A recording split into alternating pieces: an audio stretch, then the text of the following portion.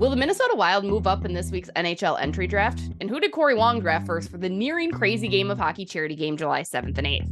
We find out and answer all that and more in our new Tuesday release. As always, we're created by New Voice Studios, brought to you by Talk North, Greenbelt, Jim Beam, Livea, and Royal Credit Union. This is Season 4, Episode 181. At Jim Beam, they know the importance of tradition, like chanting, "Let's play hockey" prior to the start of each game, or playing the state of hockey anthem after a Wild win. This season, raise one to your fan family with the bourbon that invites us all to come as friends and leave as family. Jim Beam Bourbon Whiskey, the official bourbon whiskey partner of the Minnesota Wild and XL Energy Center. Drink smart. Jim Beam Kentucky Straight Bourbon Whiskey. 40% alcohol by volume. Copyright 2021. James B. Beam Distilling Company, Incorporated, Fairmont, Kentucky.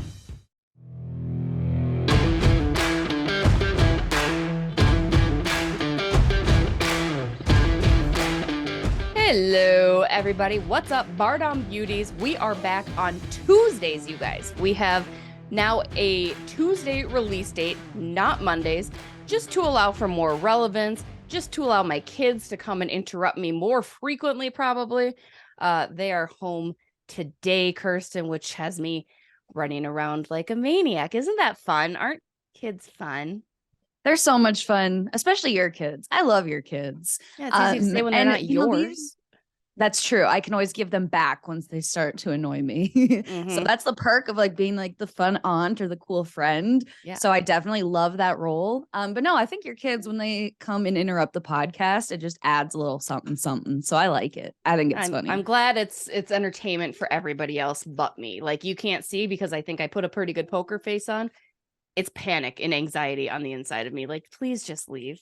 Please just go live your life and, stop invading mine. But that's all right. That's why we pay for daycare. Again, no daycare today. Hopefully we can get through this. Speaking of kids, Kirsten, the NHL draft. How's that for a segue? The NHL draft happening this week. As we mentioned, we want to record on Mondays to release on Tuesdays. So we have relevant things to talk about. No more looking back. No more, peeking in the past. Right now, the NHL draft. So I have a little bit of, I don't know what to say, not beef with the NHL draft, but I think I always have to constantly remind people, very, very rarely does a draft pick in the NHL go on to be an immediate impact player. It doesn't happen, right? You see it all the time in the NFL. You see it all the time in the NBA. The NHL, not the case. Now, yes, Connor Bedard is going to go in, do his thing with Chicago. It's going to be great. And Fantilli, probably the same type of thing in Anaheim. But beyond that, it's a rare commodity, I think, to have a player that's going to make a difference. That being said, and we talked a little bit about this on Score North with Judd's hockey show, do you think it would behoove the Minnesota Wild to move up? They've got a late pick in the first round. They've got 2 second rounds, and then they gave up a couple in between there. Do you think it behooves them? You know this draft class. You've talked about it before in past episodes, Kirsten, that this is a heavy draft class. It's a deep draft class, which is great. They're not going to be able to move up and get the first or second pick. So does it really matter? Is it going to benefit them? Do you think they are active come draft time here, this end of this week? My opinion on it, I think just because of the depth of this draft, I don't really see why they would need to move up. If you can't move up to get that number 1 or number 2 pick in Bedard, then Fantilli, arguably even the third pick, not even arguably the top, like there's just so much talent in this draft. But if you can't climb up to get one of those top 3 picks, I don't see a point in doing so. I think at that point, because of the depth, you'd be losing more than you're gaining. Like, you're still in a good spot. And the Wild too, as far as like when we look back at their draft history, looking back to where they got Kirill Kaprizov when they did, that was a steal. So I think there's talented scouts in this organization, those who are making the right calls and finding the talent that maybe fall under a little bit overlooked on the radars of other teams. So unless you're getting one of those top couple of picks, which is not going to happen, I don't think I personally see a need for them to do it this year. No, I mean, I think Bill Guerin, obviously, he's always going to listen. He's always going to entertain the idea. And yes, we're aware that there's going to have to be some movement of contracts of veteran players and what have you for Bill. I mean, it's a grand idea, but I also just don't see it happening. I just don't think it's completely necessary with how this class is. Who are some of your other favorites? I know you're big on Fantilli. Again, I think he will do well in Anaheim, assuming Anaheim takes him at number 2. Anybody else in here? I love that there's such a strong college connection in the draft. Again, I think the NCAA has done a tremendous job continuing to establish itself as a premier development league. I mean, for so long, it's always been the OHL and everywhere in Canada, but the NCAA is right up there. Anybody else that you've seen in particular that you really like? Yes, there's a number of kids, and I've been fortunate to where I got to interview a lot of them earlier this year. Adam Fantilli, I'll be buying his jersey when he goes pro after his sophomore season at Michigan. It's not even a hot take. I think most people will know this. He's in it. Once the time comes to, I'm sure he'll be like, yeah, I haven't made up my mind. Once Michigan season comes to an end, he'll be going to the NHL after his sophomore season as soon as their last game's done. I don't see him staying any longer than that. But that's neither here nor there. But some other players that I really like, Oliver Moore, Minnesota Gophers commit. He's going to be a high pick for sure going in the first round. Will Smith, he's another one too. I'm just naming off all of the kids from the USNTDP. Ryan Leonard. I like that. Let's USA hockey it up, go with all the Americans. Yes. So Oliver Moore, Will Smith, Ryan Leonard, Gabe Krull, like those are 4 kids from the NTDP. There's more. Those are some that I've interviewed. Those guys should be on your radar, most likely going to be first round draft picks. Then when I just look around too from other kids from the USHL, Andrew, I think is his name, Andrew Strathman. Mm-hmm. I know Strathman's his last name, defenseman from Youngstown who won the Clark Cup this past year. He's going to be one that's going to be taken. I don't know if he's going to be a first rounder, but more likely like at least second rounder. Will Whitelaw too, another kid from that Youngstown team. He's going to be another one that's going to be a good pick. I don't remember if he was projected more first or second round from the Central Scouting, but those are a few kids that I would have on your radar as you head into this year's draft. You mentioned Oliver Moore. Right now, he's projected to go 9th overall, a centerman out of the NTTP, as you said. He's a name that I've heard floated around. Now, this is going to go against what I just said. Do you think the Minnesota Wild would entertain moving up to 9 at all to get somebody like him? Again, Nate Danielson's another guy out of the WHL who's a top centerman projected to go. But I love my American kids, and I kind of don't hate that. I mean, what do you know about Oliver Moore, and is he going to be a number 1 centerman in the National Hockey League? I'm not confident enough to say I think he'd be a number 1 overall center. But definitely from what we've seen, he's going to be a talent for sure. Minnesota, as far as seeing them move up in the draft to that, I don't see them being that bold in this year's draft. And granted, I don't know, again, if they need to, he'd be a good grab to get in this year's draft for sure. But I don't know if I really just, I have the feeling Minnesota's not really going to do anything as far as like be sneaky, make moves. I mean, you're picking at 21, which isn't a terrible position to be in. And as we mentioned, they've got a couple second rounds as well. I mean, I don't see it. I don't like the idea. Like, yes, if Chicago's like, hey, we'll give you the number 1 pick for Marcus Foligno's contract, sure, go for it, right? But I'm sorry, I shouldn't laugh about that, but you're talking about like Connor McDavid level talent, like literally going to change the face of your franchise for like at least the next 10 years. Yeah, you're not going to get it. And again, we know how Bill Guerin treats his draft prospects and just his prospect players in general. They are going to need time to develop. He's going to let them have that time to develop, whether that be continue on in college, whether that be in their respective leagues. Like you're not going to see an 18-year-old, no matter how much Minnesota needs it, right? I'm sure they need those young, cheap entry-level contracts without question, but there are plenty of other guys in the system that the draft is not necessarily the time, especially with the amount of talent found within this year's class. You're a big Fantilli fan, and I know this is gonna let's stir the pot. Is there any world that Adam Fantilli gets drafted ahead of Connor Bedard? No. I would say if it was any other draft year, he'd be a first overall pick. Yeah. This year, I mean, It's a good problem to have, I guess. Like, where am I going to get drafted? And that people know I'm going to be a key face in the franchise for years to come. When I think of this year's draft class, like I think back to the draft class that Marc-Andre Fleury was a part of. Oh, that one too. But even like you talk like kind of historic, like Marc-Andre Fleury, his year, you look at all the faces that were a part of that. That's kind of where my mind goes. But if it was any other year, Adam Fantilli would be a number 1 overall pick. Facts. I mean, very, very true. That 2003 draft class. Let's just run through the players selected in that 2003 draft class. Eric Stahl, Dustin Brown, Thomas Vanek, Ryan Getzlaf, Ryan Suter, Zach Parise, Dion Phaneuf. You said Marc-Andre Fleury, who actually fell quite a bit. Jimmy Howard, who actually went on to have a very nice career. Actually, no, I lied. Marc-Andre Fleury was first overall. I'm an idiot. Don't listen to me entirely. I spaced. I forgot that he was yeah.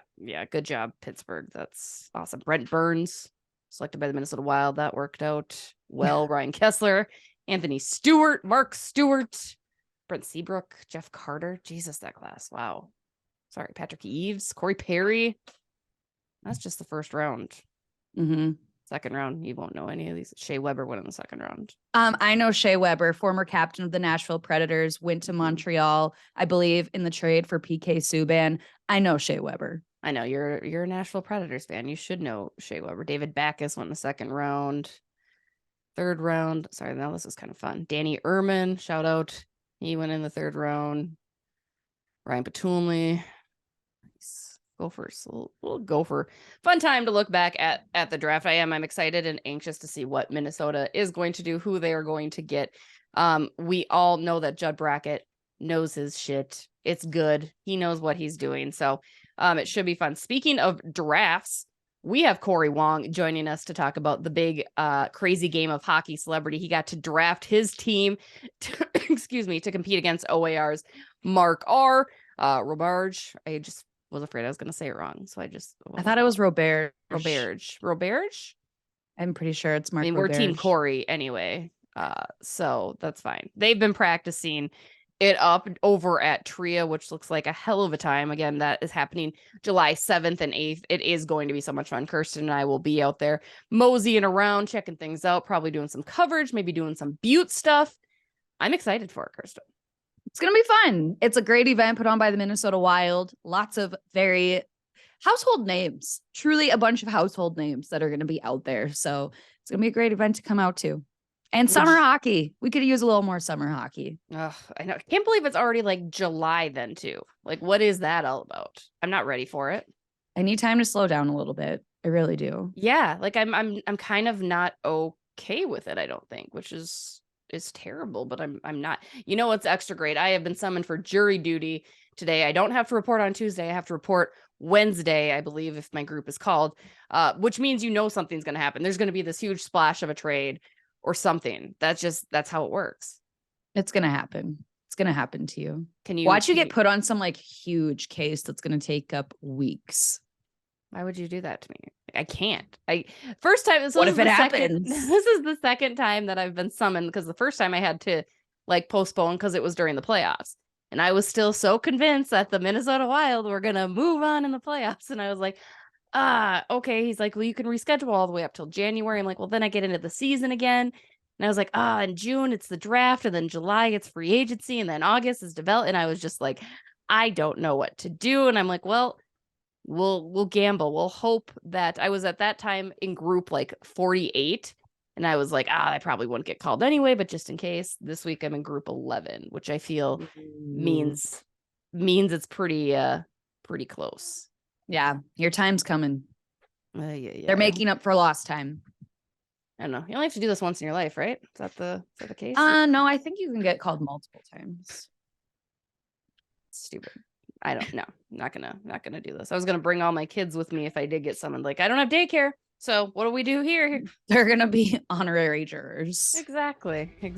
Well, let's take a quick break. The jury is out on whether Team Wong or Team OAR will win at the Crazy Game of Hockey, happening July 7th and 8th with some concerts, all the good players. We'll let Cory tell us all about that. We're going to take a quick break and we'll be right back. Ready, set, summer. It is here, and it is the best time of year, especially in Minnesota. Whether you're heading to the beach, the ballpark, or a barbecue, summer is more fun when you're feeling your best. Let Livea Weight Control Centers help you make the most of the beautiful summer days. Join Livea's doctor recommended program today and get 8 weeks absolutely free. You could even lose up to 20 pounds or more in those first 8 weeks. I know I certainly did. I am down more than 20 pounds in just 8 weeks thanks to Livea's doctor recommended program. I couldn't be happier. I want you to join us today. Get those 8 weeks free. Let's feel our best this summer. Call 855-GO-LIVEA or visit livea.com. That's livea.com. Join today. 8 weeks free. Livea has been voted Minnesota's best weight loss program 2 years in a row. Find out why. Let them know Jessi Pierce and the Bardown Beauty sent ya. We're back. Joining us now, the Minnesota musical legend. That was a mouthful there. Cory Wong. Cory, what's going on, buddy? How are you? I'm great. I'm hanging out, getting ready for hockey practice tomorrow, right before I head out on the road. It's going to be a good one. Hopefully I don't get injured. I'm trying to be strong, agile, and smart for this hockey game coming up. I mean, let's dive into the hockey game. Fantastic charity event going on, the crazy game of hockey. You guys have been seeing it all over social media. Obviously, we've been talking about it since the playoffs. How excited are you for this event? I mean, you're going to have to be on your A game, Cory, because you are a team captain, leader. This is your squad. You're going to need to beat Mark and his crew. How excited are you? I'm very excited. Not going to be hard to beat Mark and his crew, because I'm not going to lie.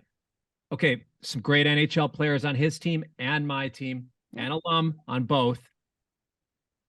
A lot of non-Minnesota connections with the non-hockey players on his team. And True. On my team, there are more Minnesota people involved, which means we grew up with a little more ingrained in the hockey culture, in the thing. We were ice skating in middle school at the school. All right. So I'm not saying I'm a hero or anything out there on the ice, but those cats that grew up in Baltimore, it's not the same thing. Not the same thing. So I think as far as the non-hockey players, I've got it in the bag. What I need to do is motivate the Madonnos, the Spurgeons. You know, I need to motivate my guys to really kick it into high gear. Got a great coaching staff to help with that as well. I feel like you have the presence to where you'd be able to very easily motivate others. Maybe it's like your tone of voice. I don't know exactly what it is, but that seems like it just comes naturally to you. And what I'm about to ask you, I need you to be completely honest on when the rosters came out, or maybe even before, how much practice have you put in before this game, or like whether it be like just taking your practices you already had been doing to the next level? The rosters are something that I was very involved with, as was Mark with OAR. And my main one was I need to secure Madonna. Madonna was the reason that I played hockey as a kid. I met Mike Madonna 3-4 times. I went to Stanley Cup final games when he was playing in town. He's the reason I was playing hockey as a kid. Knowing that Madonna was going to be on my team helped me know I need to step up my game. I need to get in with some real coaches. I had Brian Bonin come out. We were over at the Vadnais Sports Center just the other night. He had me out there. He's passing the puck pretty hard at me. Just like, look, these guys are going to be passing at least this hard. You got to learn how to catch it. You got to know what to do with it. You got to know where to be on the ice. You can't just be out there in the middle looking around like an idiot. Everybody's going to know exactly where you're going to be before you even know that you're going to want to go there. So I knew that I had to get my head in the game a little more. I knew I had to get my legs together. I started a new workout routine with a physical trainer starting in January. I'm getting my legs together. I'm getting my wrists. They already got the thing going from playing all drums and guitar and bass and all that. You know, the wrists I'm not worried about.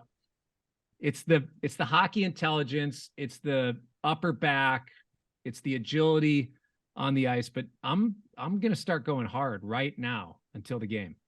I mean, you gotta, and you've got an extra special connection with your goaltending. Your brother is hopping in it. Are you going to start him over Backstrom? Because I don't know, can you do that? What's your feelings on this? No, we're gonna. I mean, there's a lot involved in here. You're talking about my tone of voice as a motivator. You're talking about my tone of voice and my presence in this. Part of the deal is I got nothing to prove here. Right, so I'm looking over at cats like Joe Mauer on the other team. We're going to go skate together tomorrow morning. He's got something to prove because he's an athlete. He's known as an athlete. there is zero expectation of me coming to the table with anything because I'm a guitar player, right? Nothing to prove. But and this comes from being a younger brother. I think there's a birth order thing that goes into this. I'm going to thrive as somebody who's a youngest child to just be out there. I'll talk trash. I'm used to getting beat up from talking trash. I'm used to being able to handle being the smaller one. I'm going to go out there. I'm going to thrive. As far as not starting my brother, that's my one way of getting back at him. He's playing on my team, but I'm going to start Backstrom. Also, Backstrom was in the NHL. My brother, he wasn't in the NHL technically or anything. So he plays with a lot of these cats. He's one of the emergency backup goalies for the Wild. So he's not just some slouch out there, but gotta pay some respects for the alumni. I feel like everyone who's partaking in this event is not taking it personally in a way, but getting like the competitive energy. Those juices are starting to flow, and I feel there's no exception with you too with that. What are those group chats like, or even like friendly chirps on social media amongst you guys? I'm going to start going harder on cats right now. I mean, I'm letting Mark know that his team is losing, and I'm going to start letting some of these pros know that I'm coming at them because they don't know what my hockey skill level is. They can assume that I'm nothing. But if I start really chirping at them now, they might think like, dang, maybe this guy can actually play. So really I just want to get in their heads. And, if I take a couple shifts during the game, doesn't matter. What I need to do is I need to get in their heads ahead of time. I sat next to Koivu in the box at a game earlier in the season. I was talking to Koivu. I knew he was going to be on the other team. I was talking up a big game. He didn't know whether he was going to be on my team or Mark's team. I was letting him know, hey, man, if you're going to be on my team, you got nothing to worry about because I'm coming correct. He was super excited to hear that. I knew the whole time that he was on Mark's team. I'm getting in Koivu's head, letting him know I'll face off against anybody. I'm gonna face off against Koivu if I have to. It's all about intimidation. He's gonna destroy me, absolutely. But up until the split second before that puck drops, I want him questioning: am I gonna look like an idiot if this guitar player beats me in the face-off? That's the only thing that I have going for me in the chirp land here. But you got something that really is. It's the confidence. You got it. Yeah. Gotta have the confidence, knowing that I'm not going to deliver, but them not knowing whether I will or not. Because it's, again, I have nothing to prove. If I face off against Koivu and he wins, of course he's going to win the face off, right? I mean, if he doesn't, though, even But better. if he doesn't, how embarrassing for him. And he's going to be in his head the whole time about it. This getting into the opponent's head is very Joel Eriksson-esque of you, and I love it. Yeah. Absolutely. Absolutely.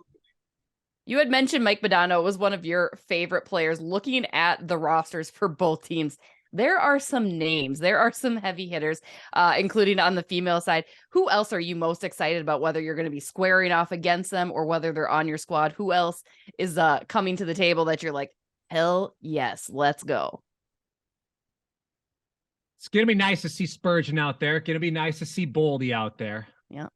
It's going to be nice to see some of these players that played years ago, players that are playing now, and kind of see how they're competing with each other. I mean, because there's a lot of alumni, incredible alumni. Koivu, I'm excited to play against Koivu. I'm excited to play with Prosser. There's so many players that it's like, oh, I'm interested to see how they play nice with each other, or if they're going to try to say, well, look, I still got it. Or the young cats saying, oh, hey, here's how we do it now. You might have done it this way 10 years ago. Here's how here's the speed of the game now. I'm excited to see that. Again, hey, I'm not trying to see anybody get hurt. All right. Yeah. Mostly not like Boldy or Spurge, right? Like maybe let's eliminate that, or John Merrill, Goligoski, those guys, really keep them in a bubble a little bit, eh? Yeah, that's fine. That's fine. I'm not, I got nothing to prove against these guys, but I want to see them. I want to see them in action, how they're going up against the others. But yeah, there's some fun names out there that I'm gonna hopefully be playing right next to and right against. What is the scouting report on Greg Ostertag, who is an NBA vet? He plays in adult leagues in Arizona. Has he got some hands on him? What's his deal? That's what I've heard. I haven't seen any tapes myself, but I'm familiar with the history in the game. And as far as height, I think height is a nice intimidation factor. Yeah. Up there on the ice. I think he knows how to go hard. He knows he's got long arms. I'm sure he's gonna, and if he's playing still to this day, very athletic person, big guy, gonna be able to handle himself. I'm glad to have him on my team. I would agree. By the way, Joe Mauer, pretty good hockey player from what I've heard, because Really? that's what he does. Yeah, he plays. Him and like Justin Morneau, like Parrish and stuff, play during like outdoors during the winter, like once a week. I guess he's not bad. Joe Mauer was, you know him. He's got all the athletics. Could play basketball, football, all of it. Yeah, but I thought he focused on baseball and football. I didn't know I mean, I knew he grew up. He went to Cretan, right? Yeah. Probably still paying it off. I mean, yeah. See, look at this. I'm already going at him. Oh, I love that. Who would you, if say we're not going to fight, right? We might do a little jest, but if you were to drop the gloves, who would you drop the gloves with? I'm gonna have to go against Mark from OAR. He's a friend. He'll forgive me first out of any of the opposing teammates. I'm gonna drop gloves with Mark if I have to. We're buddies. We got a gig later that night too together, so we're gonna. Well, if we have to, we'll go at it. Yeah. Let's talk more about that event too, following the game. How excited are you just to really tie this whole thing in together? It sounds like there was some hockey roots, just a love of the game early on for you personally to be a part of this and then to cap it off doing what you love doing right now. Yeah, it's a wonderful weekend to be a part of, helping the Minnesota Wild Foundation raise money for charity, to use the talents that I have, the gifts that I've been given, which are not necessarily in the athletic department. I've got some, okay. I can be athletic, but it was very obvious early on. My brother was the one with more of the athletic genes. I was the one with the musical side of things. I decided to hone in on my strengths. Music is where I live in my strengths, to be able to use that for good and for charity, for some local charities also that we're donating most of this money to, and the Minnesota Wild Foundation. It's just a really fun thing to be a part of the hockey thing, where those people are using their gifts and talents for good and coming together for charity. And then to have them come be a part of the concert at the end of the evening is going to be great as well. And I think it's just going to be a really wonderful community event, something that hopefully hockey and music fans will be able to find that crossover in the Venn diagram and really come together for something special. I mean, I was just going to say, that's kind of what I would conclude on. Sports and music just go together, right? Like the highlight reels, the energy. And I had asked Mark what their OAR song might be. Do you have a particular song that you would love to hear as a Wild goal song at Minnesota Wild games? Or what would your own personal goal song be, whether it's one of your own or somebody else's? I got a song called Let's Go. Yes. It's a hype one. That one would be great. Let's Go. Or there's a tune called Jax, Jax. That would be a nice little, that's more, actually, that's not a goal song. That's more of, we're pressure's on. It's a power play song. Okay. I like that. You got to get the special teams going. Maybe it would help the Minnesota Wild's power play for a change. Be nice. Sometimes, see, we throw digs too. Yeah, I like Sometimes that. I like that. We throw jabs. Well, Cory, again, remind people where they can purchase tickets, when the weekend is going on, and where they can follow along with you. Because you've got this going on, but I saw you have quite the tour going on this summer as well. You're going to Hawaii for how long? Yeah, well, tomorrow I leave. I have 3 shows at Bonnaroo Festival. Nice. It's gonna be great. Fun festival. Then we go to Europe for a couple weeks. Then we go to Japan for Fuji Rock. And then I have a residency in Hawaii for a week, which will be great. Yeah. If you need anyone to help carry equipment, me and Jessi, we can take that upon ourselves to tag along and help you out. Really, we're there for you. Okay. Right. We might have to take you up on that. Exactly. Just you let us know we are there. If you need help learning how to play hockey as well, we could do that with you. We're not very Tomorrow good. morning, we're going out to Tria. We're going to be there. We're working out. Me versus Mauer on the ice. We're already getting a 1v1 going. That's dedication right there. But yes, the event is going to be, so it's a full weekend event on Friday, July 7th, I believe is the date. There's going to be an event at the Pantages Theater. And then on July 8th, that's Saturday, midday, there is the game at Tria Rink. And then in the evening, there's a concert at the Armory. Myself, Cory Wong, and OAR are playing a concert there, and a bunch of the people that are involved in the game are also coming out. And I even told Koivu, if I beat him in a face-off, he has to come play drums on stage. Yes. That would be so good. Will you make him smile while he does it as well? I don't know if I can do that. Tough call. It'll be that's the real win right there, Cory. If we get Mikko to smile, it's quite the scene. He thinks he's the funniest player on the team. True story. Andrew Brunette said that he used to think that he was the funniest guy in the room, and everybody was like, "What? What? No." We'll put that theory to the test that week. Exactly. Well, Cory, thank you so much. Cannot wait to check it out again. The Crazy Game of Hockey, July 7th and 8th. Make sure you pick up tickets to watch the charity game. Plus, go check out Cory and OAR. Some great music going on. Just going to be a fun weekend of hockey. It's summertime. Let's go. Let's enjoy it. Thanks for joining and chatting with us, Cory. Thanks for having me. We're going to take another quick break. We'll be right back.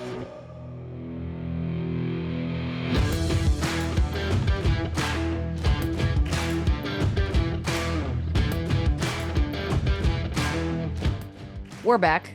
What a guy. Cory I just want to hang out with him too. I love meeting people and being like, let's just hang out. Like, we just could be friends. Let's be friends. I don't want more friends in my life because I think at my age, I know that sounds terrible, but I've found this more and more often. Like, I'm good. I'm solid with my group of friends. It's exhausting to make new friends and then like have to go through the whole thing. But I could do like a hang with Cory and his crew. He seems great. He seems like a guy that you could have beers with. I don't know. I feel like you have your core group of friends. Yeah. I feel there's always room for more people. Quality people. You're lucky to have snuck in there. Huh? I said you're lucky to have snuck into that group. Yeah. Mostly because I never forced my way in as well. You did. I don't ever want to do anything. So when you have new friends, you have to re-explain that you don't want to do. I mean, I do want to do things. I'm always doing things, but I don't. Like, if someone's like, hey, let's go do happy hour on Thursday, you have to get me in like the right time mind. Like, okay, yeah, that sounds great. And then if an hour passes, I'll also be like, nah, never mind. Like, I got to get in and get out. You don't believe me. You're giving me a look like that's not. That's because I feel you live a very active lifestyle. Like you're always doing something. I mean, this is true. But usually with the kids, because it saves all of our sanities. Like after we're done recording, I promise we could go to an indoor playground. I don't want to go to an indoor playground. I know. Yeah, but then you have fun when you're there. It's getting there. Once you're there, you're good. Fun. I'll just sit there and just hang out, Probably do a little churning. You're gonna have some fun this weekend. You ready for? Oh, go ahead. I wasn't gonna bring it up. I was gonna bring it up because I'm literally going to be the most insufferable person to be around or talk to this entire week. And I would tell you I'm sorry, but I'm really not sorry. No. And I'm probably gonna be the most insufferable person even the weeks after. Like my boss at work, I told him, I was like, Friday, this was literally my conversation with him. I was like, Thursday, I need to prepare. Friday, I might go stand outside US Bank, like not even in the concert, but just like trying to hear the concert from the outside. Then Saturday, it's showtime. It's go time. We're doing the thing. 7.5 months in the making. We're seeing Taylor Swift. And then Sunday, it's like, I need the day to cry, just like post-concert depression. Then even the days after, I don't know how long that's going to last for. So that literally was my conversation with my boss. And he's like, perfect. Here's 5 days in a row off. Like Monday, I scheduled you. Are you going to want to come in on Monday? Probably not. But I mean, that's a loaded question in general. Nobody wants to go in and work on a Monday. True. And I also just clocked in 12 hours yesterday. So, nice. There you go. So when you guys see me, if you watch the YouTube version of the show, or if you're listening, I'm going to be a changed woman next week's podcast because I will have lived to see the Taylor Swift. Next week's podcast, again, releasing on Tuesdays from here on out. We love it. I'm excited for that. I'm excited. It'll go throughout the season too. No more tiptoeing around what might happen, praying to God nobody gets hurt over the weekend games. It's smoother. It's nice. And I will let you all know if I see Jonas Brodin at the Eras tour. I was going to ask. He won't because he's like over in Sweden. But is he? I think so. I think so. But do you think you see Matt Boldy? Is he a Swiftie? No, maybe he's not. Maybe I think I've actually asked him though, and he said no. So actually, you're right. He Like I believe seems I've very covered much like that. he's like, no. Marcus Foligno, I could see him there. Yeah, I could see like a couple of the guys and their wives going to check it out, right? Yeah. I mean, unlike Joe Burrow, who's like, I might stop by, might go by. He lost some points with me on that one. I'm not gonna lie. And I Oh. love Joe Burrow. I mean, Aaron Rodgers went to the concert with Miles Teller. Literally, this is a hot take. There's always been something about Aaron Rodgers like I've loved.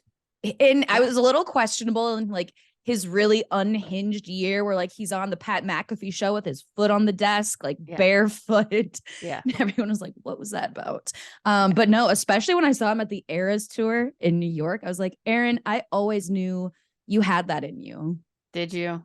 I mean, now I he's honestly, not a Packer, yeah, so like I did. I put this call out to people last week on my Twitter whether I could admit that Aaron Rodgers is an attractive male, because I never really saw it, but like lately in the pictures lately, and because I'm getting older, so I find older men attractive, whatever. And I was like, he's a good. Now that he's not for the Packers, I don't feel so guilty. When he grooms himself, he's a very attractive human. Yeah, when he's not going. Full Otherwise, Nick with Cage his on it. long hair, he looked like the front man of Creed. True, fair, or Nick Cage. Creed Okay. in his white tank top. Literally Nicolas Cage and Con Air. Have you never seen that movie? Have you? Okay, well then Nicolas Cage also looks like the front man of Creed. Like, we will wrap this up again. Thank you to Talk North for featuring us on their network. To Livea, I'm feeling svelte, you guys. I am down over 20 pounds, which I am thrilled about. I know it's been a lot of work. Thank you. It's been. I just quite a bit want to be able to drink a beer with you again. I know. Like, yeah, we'll figure it out. I had a piece of pizza over the weekend and it was glorious. But it was Life's one of those about things balance. where I was like, you know what? I don't need it though. You know, like I was like, yeah, it was good. It was great. But it was because it was from International Falls Border Bar Pizza. Border Bar, come sponsor us because your pizza is so greasy and so good. And it's amazing. But yeah, so shout out to Livea again. Be sure to pay attention to their latest deal starting June 21st. Mention Jessi Pierce and the Bardown Beauties. Soda Stick, we love them. Code Bardown Beauties. 15% off all purchases. Royal Credit Union. Less fee, more free. Jim Beam. Bust it out around the bonfire. Bring it out on the boat. It's you can make some good summer cocktails, summer toddies, if you will. Enjoy that. And thank you to all of you. Comment, rate, subscribe, share. Again, Tuesday releases from here on out. You're all beauties. We love ya. We'll see you next week. Bye.